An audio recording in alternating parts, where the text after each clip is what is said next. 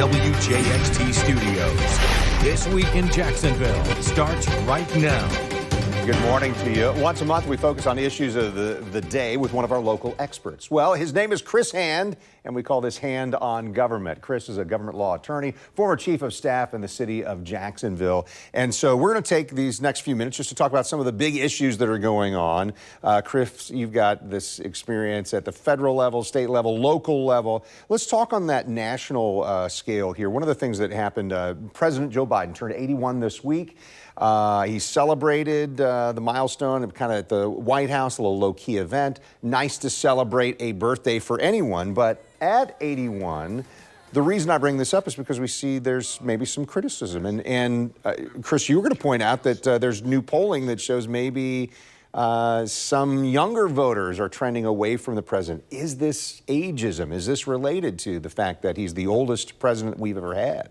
Well, Ken, first of all, I think it's important to note age really is just a number. And, you know, President Biden is 81 years old, still remains very active. He's the president of the United States, has had an active first term, but it's also unprecedented in American history. We've never had a president who is age 81 while occupying the White House. And if President Biden were to be reelected, he would be 86 at the end of his second term. So we're really in uncharted territory here. Now, of course, people have tended to be living and working longer, you know, so that's been a trend we've seen over the decades.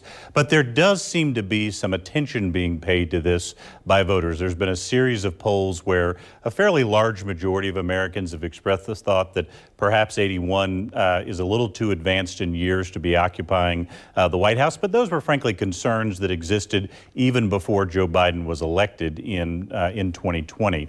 I think more recently, NBC News had a recent poll that showed for the first time since the 2020 election in a potential matchup between Donald Trump and Joe Biden in November 2024. Those crucial young voters between the ages of 18 and 34 for the first time are now trending in favor of former President Trump by about 4 or 5 points. This is a big change from the 2020 elections where Joe Biden won this group by about 20 points. So there is some concern that a variety of issues, but including the president's age, may be influencing some of those voters. Donald Trump is not too far behind. No, in terms of the age that President Biden is. Is this fair? I mean, and should there be, and as you're talking about the younger voters there, when you're really young, you have no real concept of what it's like to live at age 70 or 80 or what have you. Boy, 50 sounds really old to somebody who's 18, right? Is this fair to maybe even put a cap on how old you can be to serve as President of the United States? Well, I think the challenge with putting something like a cap on that is ultimately this is up to the voters to decide what the key kind of factors and criteria are in deciding who they're going to choose for the next president of the United States. Putting a cap kind of makes that decision for them before they have the chance to weigh that. So I think, look, this is clearly going to be an issue not just with President Biden's age, but also, as you say, with former President Trump's age. You're, very likely at this point going to have nominees of both parties who are both above the age of 75.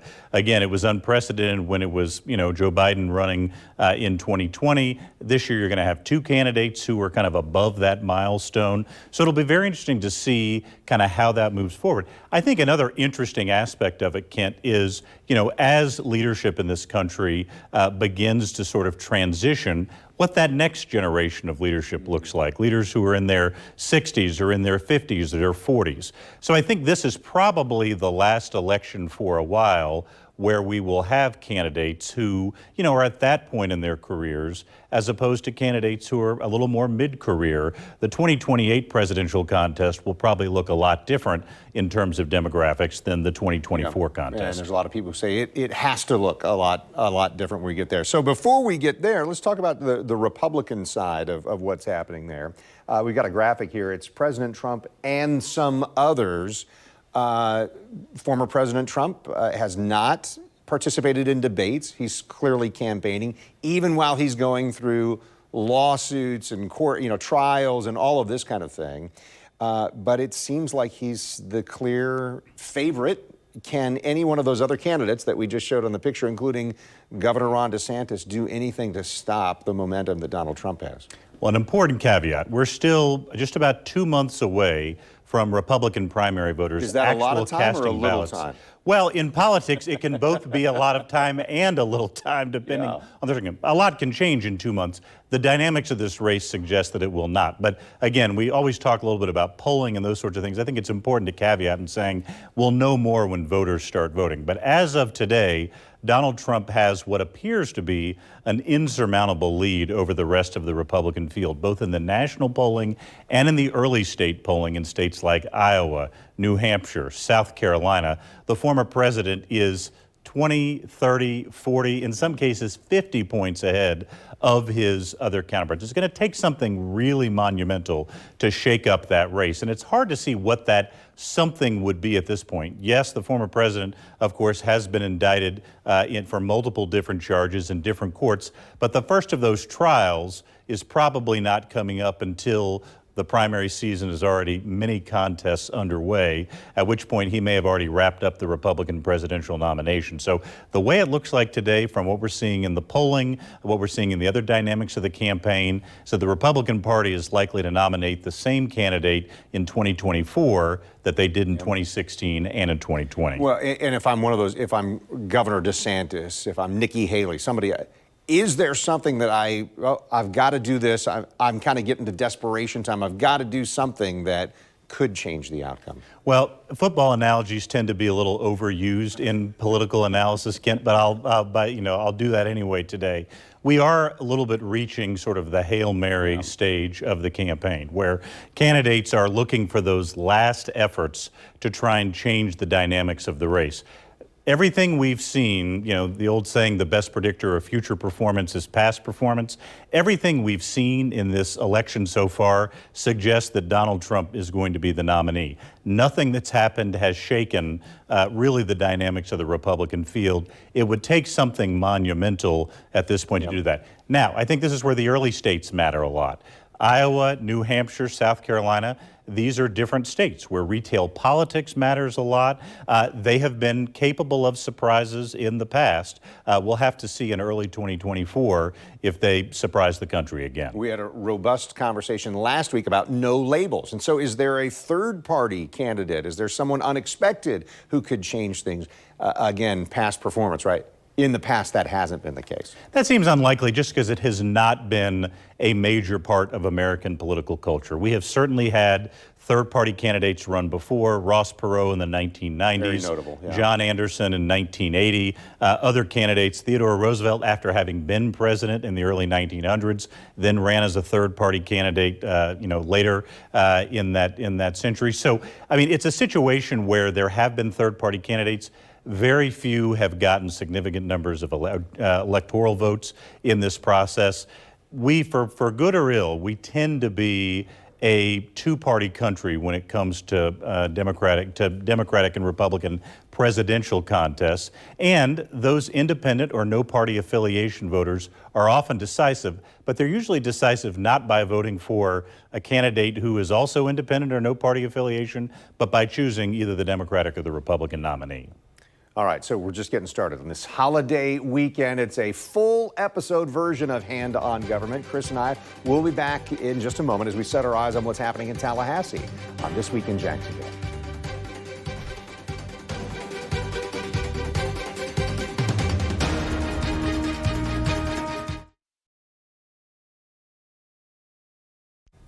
You're watching This Week in Jacksonville with Kent Justice. I'm joined today by Chris Hand as we do our Hand on Government segment. And it's the whole show today. And I wanted to lean on some of your experience here as we talk a little more than 6 weeks from now. Right. The focus in the state of Florida shifts to Tallahassee, the start of the 2024 legislative session.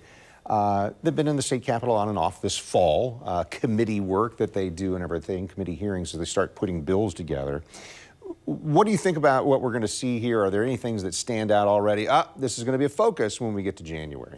Well, one piece of news that just came out in the last few days, Kent, is the Speaker of the House, Paul Renner, who is actually from this area, represents Flagler County in the legislature, has introduced legislation that would abolish the local business tax. This is a source of revenue that local governments receive from new businesses when they kind of set up operations in their area, and they generate a significant amount of revenue for local government. Take, for example, here in the city of Jacksonville, the local business tax each year year generates just under $7 million in the budget. To put that in some perspective, that is the combined budget of or roughly the combined budget of the Planning and Development Department and the Office of Economic Development, two fairly crucial functions of local government. And of course, you're going to see these estimates at various county and city governments around the state. Speaker Renner has now introduced that. And of course, this is part and parcel of what has been a trend and a theme coming out of Tallahassee in recent years, which is the kind of removal of local control. Local control is built into Article 8 of the Florida Constitution. Cities and counties are provided powers of self-government in the Constitution, but there has been a trend in Tallahassee in the last decade or so to preempt or take away from local governments powers they can exercise, sources of revenue they can use to provide the basic services that people in cities and counties utilize every day. This is sort of the latest in that trend, one very important to watch if you're a city or county government because of the fiscal impact potentially. Matter of fact, I've got a graphic here that I want to show you because these are, I just want to make sure we all understand that these are taxes that a business pays in order to operate, wouldn't impact other local taxes like sales tax, and then the bill introduced there again becomes law. If it becomes law, it'd take effect as early as July 1st of this coming year. So this effort, or this trend, as you just put it, to take away some of the local control, when it comes to this kind of bill specifically, what's the benefit? Is it just to those local businesses, or why remove that business tax? Well, the benefit is then the legislature has the ability to say that it reduced taxes and got rid of this business tax. But the burden of that change is then on local governments. And, you said in talking about, the graphic that this doesn't necessarily affect other taxes. Well, it actually would affect other taxes in a potentially important way. If local governments lose revenue through one funding source, they typically have to find it through another, whether that's a sales tax or increased property tax or some other fee or revenue increase. So it's the kind of thing that could, depending on what the fiscal situation, lead to kind of additional revenue having to come from somewhere else. So it is very significant. But again, it would, allow the legislature to talk about kind of removing, taxes on business, but it would be local governments that would have to bear that burden going forward. So here's a state and local connection here. Republican State Representative Dean Black of Jacksonville has filed a bill aimed at keeping Confederate and other historical monuments in place. The bill refers to historical monuments and memorials. Drawn a lot of discussion around Confederate monuments, Chris. That word doesn't appear in the bill, but that seems like that's what it's focused on. And if passed, it would allow elected officials like city council members or mayors who take action to remove monuments could be fined. The governor would be able to remove them from office. And when we first reported on the proposal a few weeks ago, Mayor Deegan called the bill an overreach, unconstitutional. What do you think about this? Well, I think there are some real beyond the substantive questions of, why is the state coming in and sort of providing this layer of regulation for what have generally been community decisions, and particularly affecting these Confederate monuments that large segments of the community find offensive. That's really a local decision, but invokes a variety of constitutional issues as well. One being what we just referred to, Article 8 of the state constitution, which again provides for local control. This is yet another preemption of that local control. But there's another constitutional provision invoked as well. One of the things that Representative Black's bill proposes to do is give the governor authority to remove from office any local officials who go ahead and take down monuments anyway if they don't follow this state-sanctioned process to do so. The Constitution's very clear about the grounds the governor has to remove local officials. To remove, the only grounds that a governor has to remove a municipal official, like an official who works for the city of Jacksonville, which is a municipality, is if they've been charged with a crime. And if they've been charged with a crime, they can be suspended from office. That's the only grounds provided in the Constitution for someone who is a municipal official. For someone who's a county official, the grounds are broader than that. So it's very potentially has constitutional challenges on multiple fronts. And if this bill does pass in its current form, I think it is almost certain we will see litigation following the legislative session. Well, and even one of those things that comes to mind is Governor DeSantis in these last couple of years. There have been some state attorneys he's removed, or a sheriff down in South Florida after what happened at Parkland, those sorts of things. I don't know that local governments want to see the executive officer, governor for the state of Florida come in and make those decisions. Well, I don't think so either, because I don't think they want the governor's office or the legislature or anyone in Tallahassee to come in and make what they consider local decisions. And that's this issue about preemption. Again, the language of Article 8 of the Constitution, which gives counties and cities local control that's been whittled away for the last decade out of Tallahassee, and not just counties and cities, but also school boards and other local and regional authorities. So again, that's been something we've seen out of state government in the last decade or so. Apparently we're going to see more of it in the next legislative session, both on the fiscal front and now on this issue of monuments as well. All right. Well, thank you, Chris. And hey, stay with us. One more segment, Hand on Government, here on our show. Stay with us on This Week in Jacksonville. We'll be right back.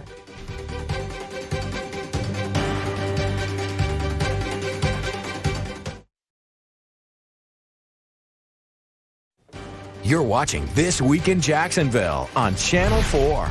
Welcome back. Government law attorney Chris Hand is with us for our Hand on Government segment. I want to turn specifically to local focus here. One of Jacksonville's, as you called her, most effective citizens, Rita Reagan, passed back at the end of August. City Council President, some other council members, they've sponsored some legislation. Tell us about this, and why do you call her one of Jacksonville's most effective citizens? Okay, you know, we talk a lot about effective citizenship on this show. It's something that, you know, both of us care a lot about, and Rita Reagan really was the epitome of an effective citizen, someone who used her citizenship rights and responsibilities to try and move the community in the direction she wanted to see it go. And that was on issue after issue. The historic neighborhood of Springfield, Rita was one of the pioneers and leaders in Springfield restoration and revitalization.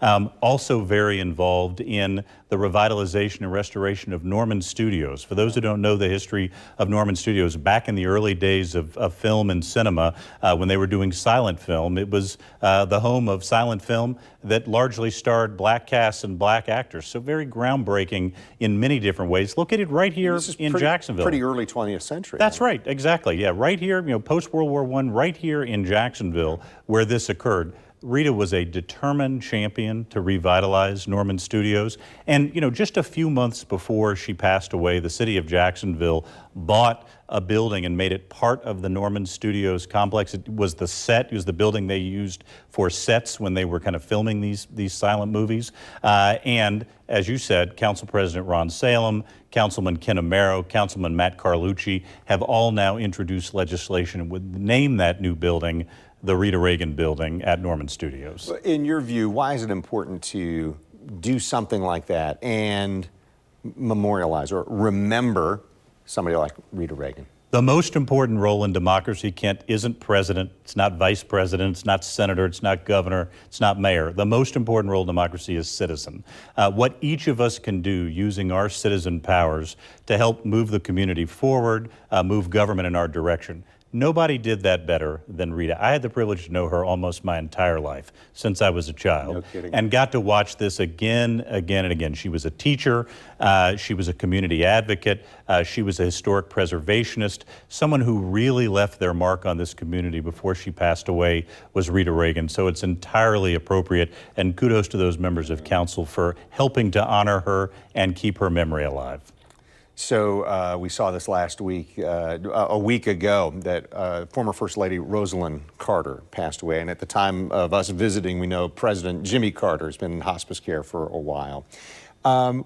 This was really something. It's amazing to me to get to hear stories of former leaders when they pass away and you look back at what they've accomplished. What are your thoughts on Rosalind Carter and former President Jimmy Carter, the impact that they made, even one term leading our nation?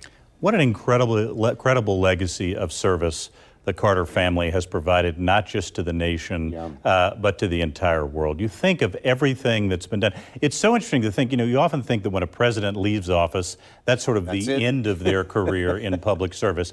For President and Mrs. Carter, it was really sort of the beginning of a whole new chapter of service to the world in all the different things they've done to support democracy with Habitat for Humanity to help make sure people had housing. She was particularly focused at a very early period on mental illness and what could be done to help people who are suffering from mental illness. And that's as far back as, when he was in state office in Georgia.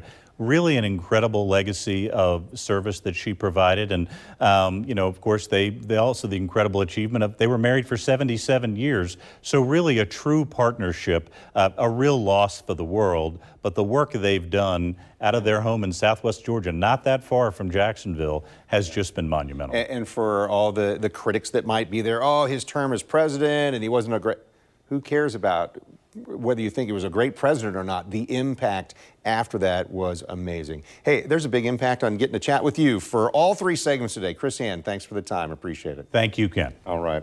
Hey, next time, State Representative Sam Garrison will join us. The Clay County Republican lines up as a future Speaker of the House in Jacksonville.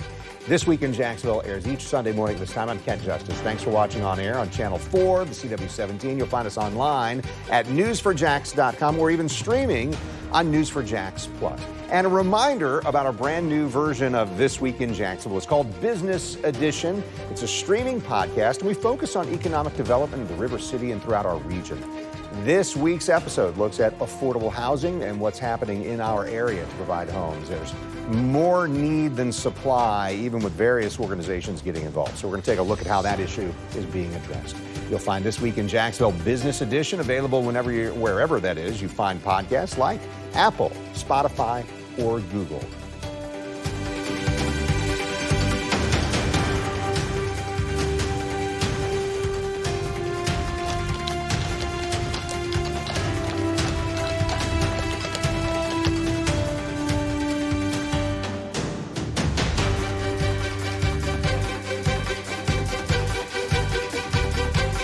See why every day more people are choosing News4Jax, Northeast Florida and South Georgia's #1 source for local news.